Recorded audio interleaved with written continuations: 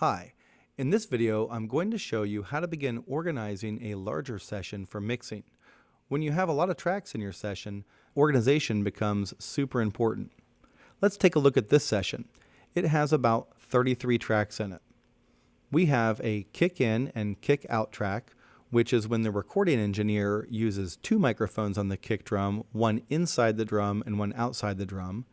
We have snare up and snare down, which indicates that the recording engineer used two mics on the snare drum, one above it and one below it, an overheads track, and a drum room track.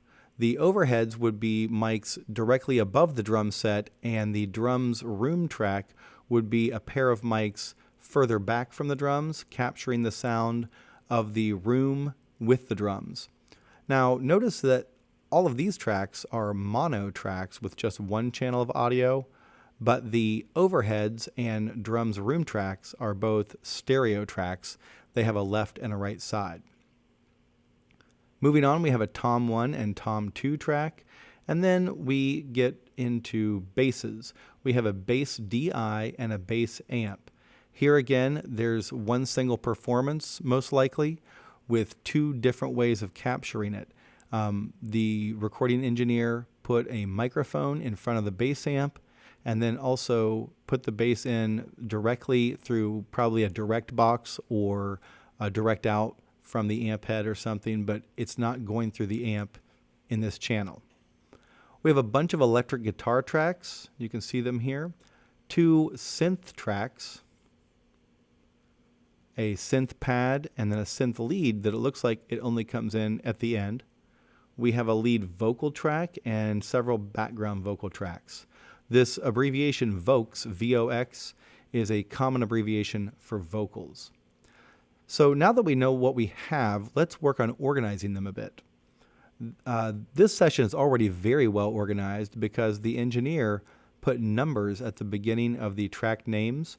If those numbers weren't there, Pro Tools would sort these alphabetically, and we would have to do a lot more work to put this in the correct order for mixing.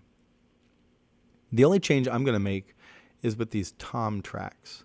And I prefer to have my toms before my overheads, so I'm going to drag those up.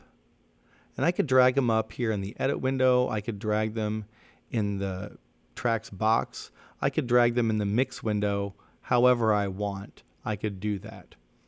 The next thing I'm going to do is color code my tracks. So if I go to, let's say, the bottom of the mix window, I can double click on this color tab and the color palette window pops up. I could also go to the window menu and choose color palette, or I could do it from the edit window by clicking over here. Now that I have the color palette up, I can choose a track and choose what color to make it, red. Now, I could go through and click each track one at a time, but there's a faster way to do it. I'm just going to hold the Shift key down, and that's on Mac or Windows, and I'm going to go to the last drum track, which is drums room, and Shift click. When I Shift click, it selects the entire range of tracks in between the two clicks. Then I'll click red, and boom, they're red. For the basses, I'm going to click, Shift click, and make these purple. These colors are arbitrary. This is the way I mix. Whenever I mix, my drums are always red, my basses are always purple. It's just the way I've been doing it for years. You can choose your own color coding scheme, but I highly recommend you make it regular from one project to the next. Now the electric guitars, I'm going to Shift click on the last electric guitar and make it orange. The synths, I'm going to make light blue. The vocal, now the lead vocal, I'm going to make bright green. The backing vocals, I'm going to make a slightly different color green, just so I know they're all vocals, but I can tell that they have different roles here. Now I can look at my session at a glance and tell where my drums are, guitars, bass, vocals, synth, etc. I don't have to, wonder what the track is. Before I put this window away, let me just show you a couple of other things. You can choose to color tracks, clips, groups. You can turn off saturation with this rainbow button. So if I turn this off, the tracks are gray. The colors are still there on the top and bottom, but the body of the track is gray. If I turn that back on, they're saturated, and you can control the level of saturation and the brightness of the tracks with these sliders, right? Now, in the edit window, you'll notice that the clips did not change color, and to me that's annoying. So I want to fix that in the Pro Tools Preferences. So I can either go to Setup Preferences, or I can go to the Pro Tools menu, Preferences. It takes you to the same spot. And then under the Display tab, in the Color Coding section, you have some options here.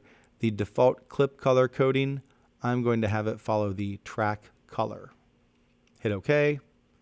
And now my clips are the same color as my tracks, and all is well in the world. The last thing I'm going to show you in this video is how to create mix groups.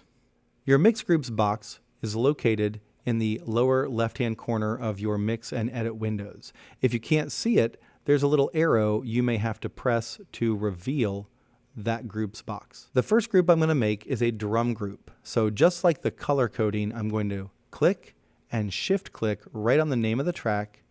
But instead of color coding it, this time I'm going to press Command G on a Mac or Control G on a Windows computer, and this Create Group dialog box pops up. Now there are a lot of aspects to this box, but we're not going to worry about any of that right now. We're just going to change the name from Group 1 to Drums and hit OK. Now a drums group pops up in the Groups box. It's selected because it's in gray, and now the faders for the drum tracks are linked. The solo buttons are linked, and the mute buttons are linked.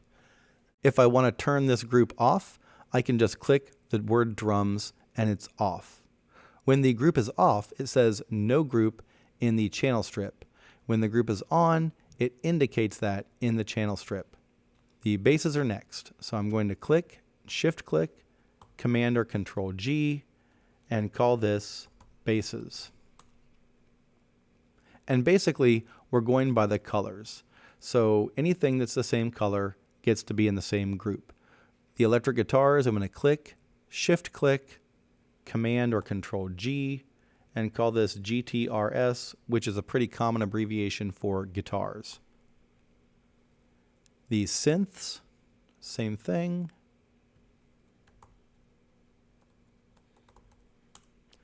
And now if I had more than one lead vocal, I would probably make a separate lead vocal group. But since I don't, I'm just going to put all the vocals together. VOX. Now, all of these faders are linked within the group. Again, solo and mute buttons are linked. And if I want to delink them or turn the groups off, I can just click on the name of the group in the groups box. Mix groups are a convenient way to have control over multiple tracks at one time. In other videos, I'm going to show you additional ways to control groups all at once.